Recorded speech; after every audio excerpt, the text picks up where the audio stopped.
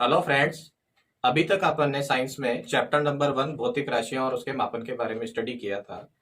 और अगला चैप्टर अपन पढ़ेंगे मोशन। मोशन का इंट्रोडक्शन का वीडियो मैंने डाला हुआ है, तो आप जिन लोगों ने मेरा वो वीडियो नहीं देखा है आप वहां से वो वीडियो देखें।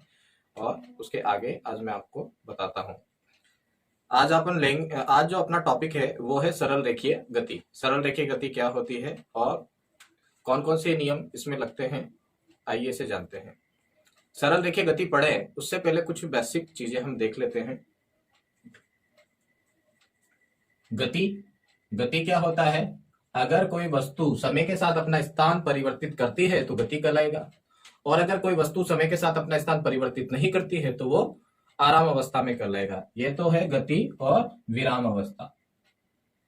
समय के साथ क्या करे? अपना स्थान चेंज करे, स्थान में परिवर्तन करे तो गति कहलाएगा। और अगर समय बढ़ने पर स्थान नहीं चेंज होता है, स्थान नो चेंज, तो क्या कहलाएगा? विराम अवस्था। समय बढ़ने के साथ स्थान क्या हो जाए? चेंज हो जाए तो गति, और नो चेंज तो विराम। हमारा टॉपिक है सरल रेखीय गति या एक विमीय गति। अब गति का टॉपिक पढ़े उससे पहले कुछ परिभाषाएं देखते हैं। दूरी क्या होता है? किसी व्यक्ति, वस्तु, वाहन द्वारा तय पथ जितना पथ ट्रेवल करेगा, जितना रास्ता चलेगा वो क्या होगा? दूरी। तो जितना पथ तय करेगा या जितना रास्ता चलेगा उस रास्ते को क्या बोलेंगे? उसकी लंबाई क्या होगी? दूरी एक अदिश राशि है। और इसका मात्रक क्या होगा? इसका मात्रक होगा मीटर। लंबाई को हम किस में नापते हैं? मीटर में। तो दूरी एक तरह की लंबाई है। चाल बराबर क्या होता है? दूरी बटा समय। यहां से इसका मात्रक क्या हो जाएगा? मीटर पर सेकंड। और इसकी परिभाषा अगर बनाए तो वो परिभाषा क्या बनेगी? इकाई समय में तय दूरी क्या कहलाएगा? चाल। इकाई समय में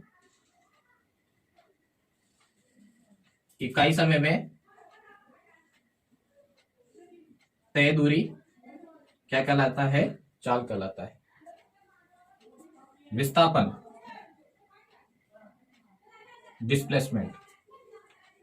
दूरी क्या होता है? डिस्टेंस। चाल के लिए स्पीड, और विस्थापन को क्या बोलते हैं? डिस्प्लेसमेंट। इसको अपन ऐसे भी नोट करते हैं। विस्थापन क्या होगा? प्रारंभिक बिंदु और अंतिम बिंदु दोनों के बीच न्यूनतम दूरी, या अपन इसको बोल सकते हैं शॉर्टकट। न्यूनतम दूरी या जो शॉर्ट लेंथ होगी वही क्या कहलाएगा?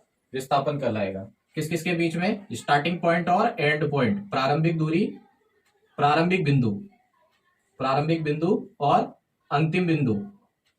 प्रारंभिक बिंदु और अंतिम बिंदु के मध्य सीधी दूरी, न्यूनतम दूरी क्या कहलाएगा? विस्थापन। विस्थापन क्या है? सदिश राशि है। और इसका मात्रक क्या होता है? मीटर। इसका मात्रक क्या होगा? मीटर। यह भी तो एक लंबाई है। विस्थापन क्या है? विस्थापन भी क्या है? एक लंबाई है। विस्थापन धनात्मक, ऋणात्मक और जीरो। विस्थापन धनात्मक, ऋणात्मक और जीरो हो सकता है, जबकि जो दूरी है वो सदैव क्या होगी? दूरी सदैव क्या होगी? धनात्मक होगी। वेग, वेलोसिटी। वेग क्या होगा? विस्थापन बटा समय। विस्थापन बटा समय क्या कहलाएगा? वेग कहलाएगा। इसका मात्रक क्या हो जाएगा? विस्थापन को मीटर में नापेंगे और समय को सेकंड में नापेंगे। वेग कौन सी राशि है? वेग कौन सी राशि है? सदिश राशि है। अगर सदिश राशि है तो पॉजिटिव भी हो सकती है, नेगेटिव भी हो सकती है और जीरो भी हो सकती है। अगर विस्थापन ही नहीं होगा तो जीरो हो जाएगी। त्वरण, एक्सेलरेशन। इसको किससे डिनोट करेंगे? ए से। वेलोसिटी को किससे डिनोट करेंगे? v से। त्वरण क्या होगा? वेग में परिवर्तन की दर। वेग में परिवर्तन की दर। वेग में परिवर्तन की दर क्या कहलाएगा? त्वरण। ए इज इक्वल टू क्या लेंगे अपन? वेग में परिवर्तन। वेग में परिवर्तन डेल्टा, यानी डेल्टा क्या बताता है? परिवर्तन को। तो डेल्टा वी अपॉन टी, वेग में परिवर्तन की दर डेल्टा टी। समय में भी परिवर्तन होगा, समय अंतराल लिया जाएगा। तो एक समय अंतराल में कितना वेग चेंज हुआ है, 10 मिनट में कितना वेग चेंज हुआ है, 20 मिनट जो समय लेंगे तो एक समय अंतराल होगा। तो समय अंतराल में कितना वेग चेंज हुआ है, वही क्या कहलाएगा? उसकी वेग परिवर्तन की दर क्या कहलाएगा? त्वरण। और इसका मात्रक क्या हो जाएगा? इसका मात्रक हो जाएगा मीटर पर सेकंड स्क्वायर। मीटर पर सेकंड स्क्वायर। ये क्या है? एक सदिश राशि है। ये क्या है? सदिश राशि। सदिश राशि है तो पॉजिटिव भी हो सकती है, नेगेटिव भी हो सकती है और जीरो भी हो सकती है। तो ये था कुछ महत्वपूर्ण परिभाषाएं। आगे अपन देखते हैं सरल रेखीय गति। सरल रेखीय गति मतलब एक सीधी रेखा में जो गति होगी वो क्या कहलाएगी? सरल रेखीय गति। एक सीधी रेखा में गति क्या कहलाएगी? सरल रेखीय गति। एक सीधी रेखा में गति क्या कहलाएगी? सरल रेखीय गति। तो एक व्यक्ति जिसकी स्टार्टिंग में चाल क्या थी? u। अब ये चलता है आगे और यहाँ जो है इस पॉइंट जो ले रहे हैं अंतिम में, ये फर्स्ट सिचुएशन है और ये लास्ट सिचुएशन है। इसमें इसकी जो चाल है वो कितनी है? इसका जो वेग है यहाँ u, यहाँ कितना वेग है? v। यहां से यहां तक जाने में उसे समय जो लगा वो समय कितना लगा? t। और यहां से यहां तक की जो विस्थापन है वो विस्थापन कितना है? s। और इसका जो त्वरण है वो त्वरण क्या है? a। तो यहां जो हम समीकरण देखेंगे वो समीकरण किसके लिए होगा? समान त्वरण के लिए। समान त्वरण के लिए गति समीकरण। समान त्वरण के लिए हम गति समीकरण देख रहे हैं जो किस पे लगता है? सरल रेखीय गति पर। समान त्वरण के लिए गति की 3 समीकरण होती है। पहली समीकरण क्या है? v बराबर u प्लस एटी। v बराबर u प्लस एटी। दूसरी समीकरण क्या है? s is equal to u t plus half a t square. और तीसरी समीकरण क्या है इसकी? v स्क्वायर बराबर u स्क्वायर प्लस 2as। और एक चौथी समीकरण भी होता है nवे सेकंड में तय दूरी। nवे सेकंड में तय दूरी निकालने के लिए क्या होगा? Sn is equal to u plus a by two 2n minus 1। इससे सीधा सीधा nवे सेकंड में तय दूरी निकाली जा सकती है। अब ये समीकरण जो लगेगी, ये एक सीधी रेखा में जितनी भी गति होगी, कार की गति सीधी रेखा में, बस की गति सीधी रेखा में, एक व्यक्ति की गति सीधी रेखा में, साइकिल की गति सीधी रेखा में, जो सीधी रेखा में जो गति होगी उनके लिए हम इन समीकरण का प्रयोग करेंगे। अब यहाँ इस समीकरण में आप अच्छे से समझें कि u बराबर क्या है? प्रारंभिक। u बराबर क्या है? प्रारंभिक वेग। v बराबर क्या है? अंतिम वेग। t बराबर क्या है? समय। a बराबर क्या है? त्वरण। और s बराबर क्या है? विस्थापन। s बराबर क्या है? विस्थापन। तो कहीं क्वेश्चनों के अंदर ऐसा पूछा जाता है कि गति की समीकरण। अब इसका जो गति की समीकरण है इसे लिखने का क्या तरीका हो सकता है?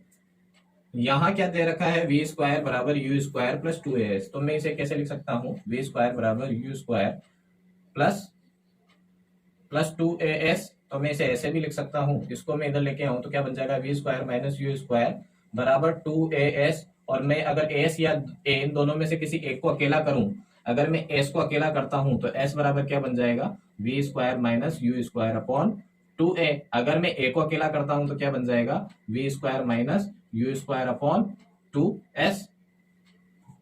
तो सीधा सीधा क्वेश्चन बनता है निम्न में से कौन सा गति का समीकरण है। तो निम्न में से कौन सा गति का समीकरण है, तो इनमें से एक भी ना देकर इस रूप में दे देता है। इस रूप में देगा तो आपको ये क्लियर आना चाहिए कि इसको इधर से उधर लेके जाएंगे तो इसका शक्ल किस तरह का दिखेगा। अगला लेते हैं अपन, कोई वस्तु ऊपर से नीचे धरातल की साइड गिर रही है। कोई वस्तु ऊपर से नीचे धरातल की तरफ गिर रही है और ये क्या है, फ्री फॉलिंग, स्वतंत्र रूप से अगर कोई वस्तु ऊपर से नीचे छोड़ी जाए, फेंकने की बात नहीं कर रहे, थ्रो की बात नहीं कर रहे, कोई वस्तु है, आप 5 मंजिल के ऊपर खड़े हो, एक बॉल को आपने छोड़ दिया तो सीधा सीधा नीचे जाएगी। तो यहाँ स्टार्टिंग में इसका वेग होगा, स्टार्टिंग में जब इसको छोड़ोगे कोई वेग नहीं है, तो उसको जब छोड़ोगे तो क्या वेग का मान क्या होगा, 0, और एंड में वेग होगा इसका v। यहां से यहां तक जो दूरी चलेगा s, वो क्या हो जाएगी, ऊंचाई, वही क्या हो जाएगी इसकी ऊंचाई। और त्वरण, ये गुरुत्वीय त्वरण के अधीन गिरेगा, इसको पृथ्वी नीचे अपनी तरफ खींच रही है तो वो गुरुत्वीय त्वरण के अधीन गिरेगा, तो ए का रोल कौन करेगा, जी। अब ये बड़ा समझने वाली बात है कि जी कब प्लस में होगा, कब माइनस में होगा। जब आप किसी वस्तु को छोड़ें और आपको बल नहीं लगाना पड़ता, वस्तु अपने आप नीचे गिरती है तो प्लस में आएगा जी। जब आप नीचे से ऊपर की साइड किसी वस्तु को लेके जाते हैं तो आपको बल लगाना पड़ता है। जैसे छत की टंकी को भरने के लिए नीचे से मोटर के द्वारा ऊपर प्रेशर पहुंचाया जाता है, तो मोटर आप क्यों लगा रहे हो, फोर्स लगाकर पानी को ऊपर चढ़ाने के लिए। तो यहाँ जो त्वरण होगा वो नेगेटिव होगा, क्योंकि यहाँ आप काम कर रहे हो, आपको बल लगाना पड़ रहा है। और जहां बल लगाना नहीं पड़ेगा, स्वतंत्र रूप से अपने आप क्रिया होगी, वहां जी पॉजिटिव होगा, वहां त्वरण क्या हो जाएगा, पॉजिटिव। तो समीकरण तो सब यही है, तो इसी में अपन को पुट करना है। तो पुट करेंगे, पहली समीकरण क्या है, गति की पहली समीकरण v बराबर u प्लस ए का रोल कौन कर रहा है, जी। ए का रोल कौन कर रहा है, जी, और एस का रोल कौन कर रहा है, हाँ, इसको समय कितना लगेगा, टी, ऊपर से नीचे आने में समय कितना लगेगा, टी, तो ये कितना हो जाएगा, जी टी। u क्या है, 0, u का वैल्यू क्या है, 0, तो v इज इक्वल टू क्या हो गया, जी टी। और t से आप क्या निकाल सकते हो, यहां से आप समय निकाल सकते हो कि वस्तु कितने समय में धरातल पर, कितने समय में वो धरातल पर पहुंची। किसी वस्तु को ऊपर से छोड़ा जाए तो अगर उसको आपको अंतिम वेग याद है, उसका अंतिम वेग याद है, तो कितने समय में वो पहुंची वो आप निकाल सकते हो। जी का वैल्यू फिक्स होता है, जी का वैल्यू क्या होता है, 9.8 मीटर पर सेकंड स्क्वायर, या लगभग 10 मीटर पर सेकंड स्क्वायर। तो आपको टाइम निकालने के लिए सिर्फ किसका वैल्यू दे रखा होगा, v का। इसका सेकंड समीकरण क्या होगा, ये तो इसका फर्स्ट समीकरण बनेगा। सेकंड समीकरण हम बनाते हैं तो सेकंड समीकरण क्या बनेगा, h is equal to u t plus half g t square. अब यहां से u का वैल्यू 0 रख देंगे तो h का वैल्यू क्या आ जाएगा, 1/2 जी टी स्क्वायर, 1/2 जी टी स्क्वायर। तो यहाँ g का वैल्यू दे रखा है, या तो ये समीकरण बन सकती है, या t का वैल्यू यहाँ निकालना है तो क्या हो जाएगा, 2 ऊपर जाएगा तो कितना हो जाएगा, 2h, और g नीचे चला जाएगा, स्क्वायर हटाएंगे तो क्या बन जाएगा, अंडर रूट। तो जब आपको ऊंचाई दे रखी होगी तो समीकरण कैसा बनेगा, ऊंचाई के साथ समय कैसे निकाला जा सकता है, अंडर रूट 2h अपॉन जी। ये वेग के साथ है, ये ऊंचाई के साथ है। थर्ड समीकरण क्या बन सकता है इसका, थर्ड समीकरण v स्क्वायर बराबर you square plus 2gh, v square बराबर यू स्क्वायर प्लस 2gh। अब यहाँ u का वैल्यू तो 0 है तो क्या बनेगा, ये v square is equal to 2gh। और अगर आप v का वैल्यू निकालें 2gh, तो अगर आपको अंतिम वेग निकालना है तो क्या होगा, आपको ऊंचाई पता हो, अगर ऊंचाई पता हो तो आपको अंतिम वेग पता लग जाएगा। किसी भी अगर 5वीं मंजिल से आपने किसी वस्तु को फेंका है तो धरातल से वहां जहां से आप फेंक रहे हो उसकी ऊंचाई अगर आपको पता है तो आप उसका धरातल के समय जब वो वस्तु टच करेगी उस समय क्या वेग होगा ये निकाल सकते हैं। या फिर अगर मुझे ऊंचाई निकालना है तो क्या बनेगा, h is equal to v square upon 2g, क्या बन जाएगा, v स्क्वायर अपॉन 2g। तो जो बेसिक समीकरण है वो कौन सी है, गति की ये 3 समीकरण सबसे बेसिक है, और इसी के माध्यम से आगे के अपन सारी समीकरण भी देखेंगे। अगला केस देखते हैं। अगर किसी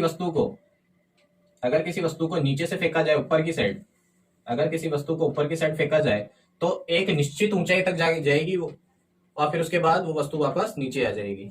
तो ये निश्चित ऊंचाई तक जाएगी, तो यहां पर जो इसका अंतिम वेग है वो क्या हो जाएगा, 0। स्टार्टिंग में आप कुछ वेग दे रहे हो फेंकने के लिए। अब यहां जो त्वरण है आपने बल लगाया, अपने आप तो गई नहीं, अपने आप नहीं गई, तो जो जी होगा वो कौन सा होगा, माइनस का। टी समय लेगी ऊपर जाने में, और इसकी ऊंचाई कितनी है, अधिकतम कितनी ऊंचाई तक जाता है, ये h ऊंचाई तक जाता है, मैक्सिमम h ऊंचाई इसकी ले लेते हैं। तो समीकरण देखो कैसे बनती है, वैल्यू अपन को पुट करनी है। ये 3 ही समीकरण सबसे इंपॉर्टेंट है, इन 3 समीकरण के माध्यम से आगे सब चीजें अपन करेंगे। तो v बराबर u प्लस एटी, ये वैल्यू रखना है। v बराबर u प्लस होगा माइनस, माइनस आएगा, a क्या है माइनस में, माइनस जी, तो माइनस जी टी। अब यहाँ इसका वैल्यू 0 है, इसका वैल्यू 0 है, तो क्या बन जाएगा, 0 बराबर u माइनस जी टी।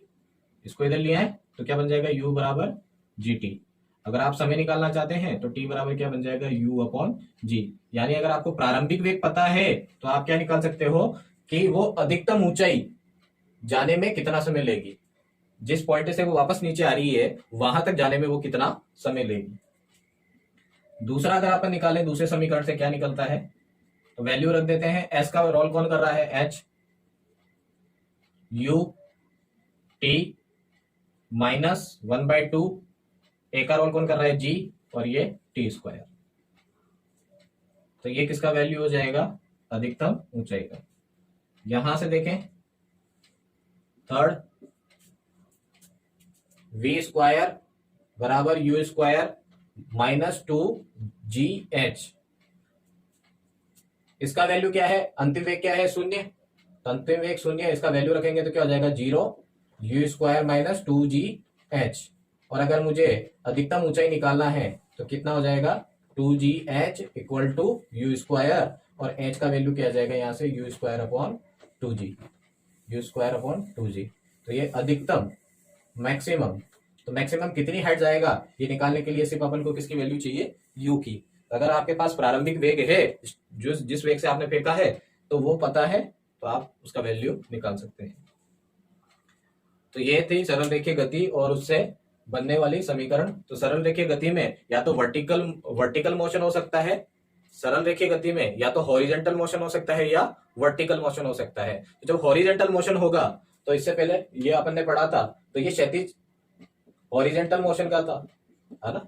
और जब वर्टिकल मोशन होगा, कोई वस्तु ऊपर से नीचे गिरेगी या नीचे से ऊपर जाएगी, तो वो किसका एग्जांपल होगा, वर्टिकल मोशन का। तो वर्टिकल मोशन में इन समीकरण को अपन काम लेंगे। जो वस्तु नीचे से ऊपर जाएगी तो माइनस जी, जो वस्तु ऊपर से नीचे आएगी तो प्लस जी। रेखीय गति